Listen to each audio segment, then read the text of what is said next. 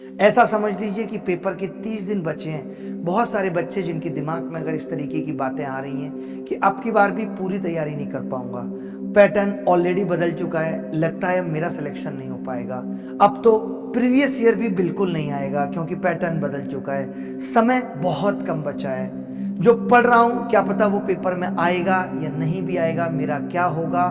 आता तो मुझे बहुत कुछ है लेकिन घबराहट बहुत ज्यादा है, क्या मेरा सिलेक्शन इस बार हो पाएगा।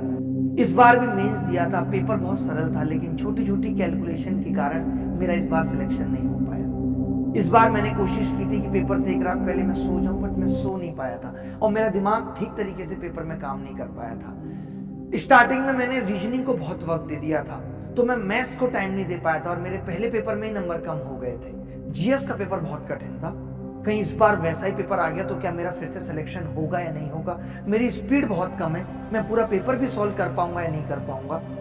पिछली से पिछली बार मेरा स्कूटर ही रास्ते में खराब हो गया था, मैं पेपर के टाइम पे ठीक तरीके से नहीं पहुंचा था। कुछ तो पेपर से पहले ही ऐसे बच्चे होंगे जिनको बुखार आ गया होगा और पेपर में अच्छा परफॉर्म नहीं कर पाए। अगर इस तरीके की बातें आपके दिमाग में आ रही हैं तो बहुत ही सामान्य है, इसका मतलब है कि आपकी तैयारी ठीक चल रही है, आपको अपनी गलतियां याद हैं कि आपने पिछली बार क्या गलती की थी, इस बार आप वो गलती नहीं करने वाले हो। इस बार आप पेपर से एक रात पहले ठीक तरीके से सोने वाले हो, उसके लिए आप पहले से ही 15 दिन पहले से अच्छी आदतें डालना शुरू कर दोगे ताकि पेपर से एक रात पहले आपको नींद आ पाए। जो बच्चे जिनको ऐसी घबराहट हो रही है कि 30 दिन में मेरा क्या होगा, तो ऐसा शायद ही कोई बच्चा होगा जो रैंक 1 भी लेकर आएगा, उसके साथ ऐसा नहीं हो रहा होगा, उसके साथ भी ऐसा हो रहा होगा, उसे भी इन्हीं सब समस्याओं का सामना करना पड़ रहा होगा। मैंने भी 5 बार सिलेक्शन लिया है, मेरे साथ भी ऐसा ही होता था। पेपर से एक रात पहले नींद नहीं आ पाती थी, पेपर में बहुत डर लगता था, पेपर से एक महीने पहले लगता था सब कुछ पढ़ा है लेकिन सब कुछ भूल गया, पता ही नहीं चलता था क्या रिवीजन करूं क्या ना करूं। लेकिन उस टाइम पे अभिनय शर्मा जैसे टीचर नहीं थे जो आके 30 दिन पहले बता देते थे कि सब कुछ नॉर्मल है।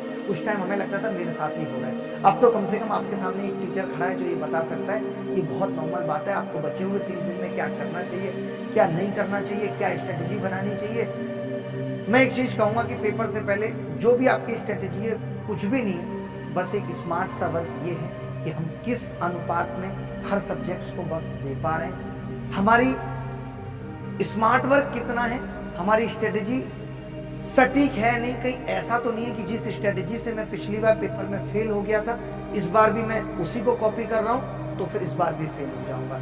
अगर मैं पिछली बार सफल नहीं हो पाया था तो इस बार मैंने कुछ बदलाव किए हैं, जो गलतियां मैंने पहले की थी उनको मैंने सुधारा है। यही स्ट्रेटेजी है कि मैं किस तरीके से रिवीजन और प्रैक्टिस को ठीक तरीके से टाइम एलोकेट कर पा रहा हूं।